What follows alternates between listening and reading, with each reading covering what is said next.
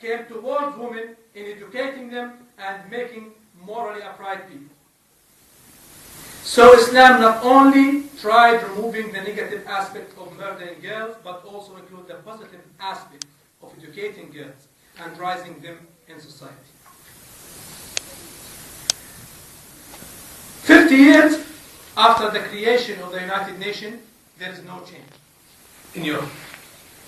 The same land which killed the Jews, the same genocide of Bosnians occurs 50 years later by the same people who started the United Nations. They are unable to stop their own from this matter. And with this I come to my final point that I would like to leave you with, that Islamic civilization, unlike other civilizations, is based, of course, on a revelation, but it is in its essence supported and founded by women. The first person to believe in Prophet Muhammad was his wife Khadija. And it was through her money and through her support of him, her financial backing, and also her encouragement that the Prophet was able to spread the message of Islam in his first year of prophecy. But as you know, there are about 1 billion Muslims in the world now. This shows how the growth of Islam and the spirit of Islam is not just a Middle Eastern phenomenon or an Arabian phenomenon, but extended to all people and races throughout the world. Where is this teaching from? Of course, when the Prophet Muhammad died after 23 years, Islam only spread in Arabia. This religion of Islam was basically spread by 4-5 individuals who had the most in teaching. One of them is the Prophet's wife, Aisha. She is among the most to have narrated his statements, and likewise she is among the 3, 4, 5 who have mostly given religious pronouncements, who have given religious verticals, explained what these verses in the Quran meant, or what the words of the Prophet meant. People, they used to come to her and ask her. She was the best scholar.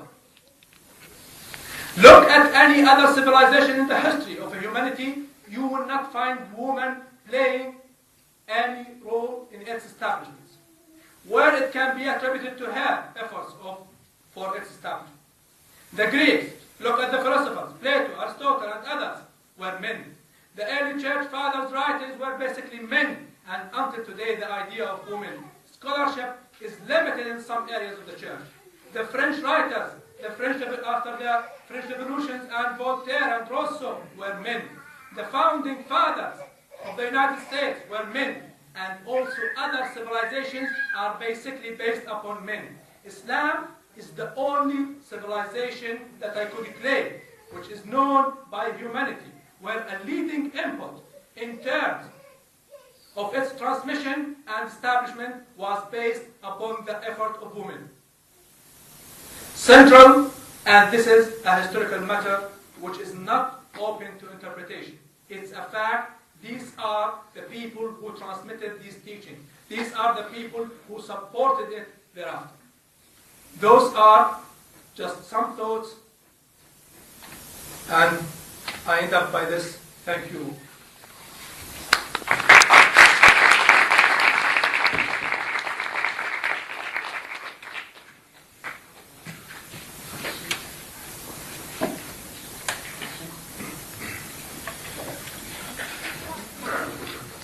Thank you very much for the nice talk.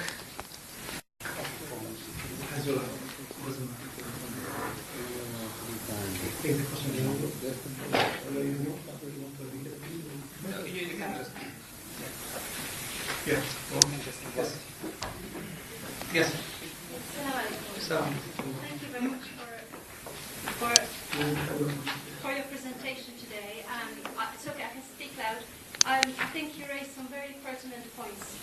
I think the history of Europe, there's a forgotten aspect of the history of Europe that is actually formed by Islam. So the idea of Qiyam actually of a clash of civilizations is false, because actually embedded in Western civilization, thought in Islam is Allah, but actually thought is referred to as he, but is neither a male nor a female. And the words that God, Allah, has chosen to attribute to himself, to describe himself with, the two most often used words are Ar-Rahman and Ar-Rahim. And these two words are translated as the beneficent, the merciful. But they actually come from a word which means womb, Raham. So it's quite interesting that God has chosen to describe himself most often in the Quran with a feminine, though he refers to himself as masculine. One other thing, Mary, peace be upon her, and Moses' mother were not praised in the Quran, as you said, because they were good mothers at all. They were praised because they were good, believing women. They were good servants of God. Very clearly, God says in the Quran, I did not create the seen human beings and the unseen except to worship me, to know me. That's the only reason we were created, not to be good mothers, good fathers. These are secondary attributes. And finally, very important, I would kindly ask you to put that verse back, which was the first verse of Surah Nisa, because I think that verse for Muslims and non-Muslims it's before that. There it is. That actually is not what the Quran says. The Quran is even more equal to women than what is translated here. You have put things in parentheses. It says, you said, "O mankind, be dutiful to your Lord who created you from a single person." That actually the Quran says from a single soul, and there's no reference that the soul was Adam. It's very important. We don't say, we assume. In the Quran there is nowhere that says Adam was the soul. And then from him, he created his wife. That's not what the Quran says. It says, "O mankind, be dutiful to your Lord who created you from one soul." And from that soul, which is actually female, nefis, it's mate. So it doesn't say it's wife or it's husband. This is Islamic jurisprudence have interpreted it to be, and there is scholarship, there is room for that. But actually the Quran, we cannot paraphrase it and say it says we created Adam and from him his wife. So I think these are the main things that I wanted to say, that actually Islam is much more empowering to women than even what you have said here today. But I thank you for your effort. It was very useful. Thank you. Thank you so much.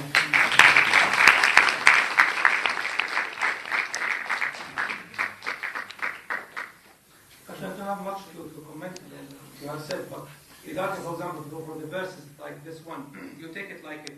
I can take the verse from the translation and put it in this way. So, if you want to discuss this, we'll discuss with the translator how they translate it. Well, this is not Another thing that it's in Arabic, وَخَلَقَ مِنْهَا زَوْجًا, that he created from it. So maybe for that, actually, if you're going to be accurate, it says created from her, its mate. Yeah. Right? If you're going to be accurate, but actually we do not know who was, according to the Quran, we do not know who was created. And that's very important because Muslim men have used the same Judeo-Christian excuse to oppress Muslim women. I'm sorry, there's no precedent in the Quran to say that. I respect your view.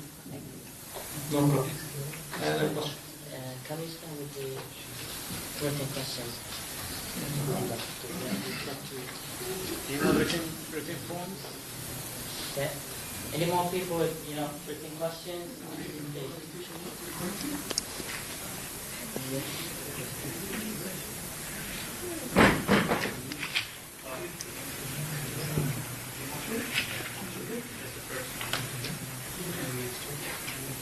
I'm not sure about the questions actually, but although the Quran gives quality for equality, what about the hadith which contradicts it? Yes? Is that a question? Anyone who asked the question?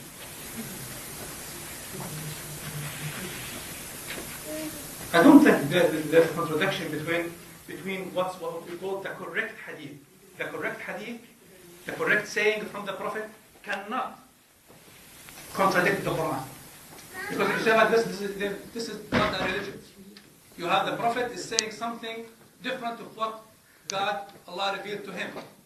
And this is not acceptable at all. If you have an example for this, we can, take it. But like this, I don't think that there's any kind of contradiction between the hadith and the Quran in any aspect. Yes? Would the person who asked that question please give a reference for the hadith which contradicts with the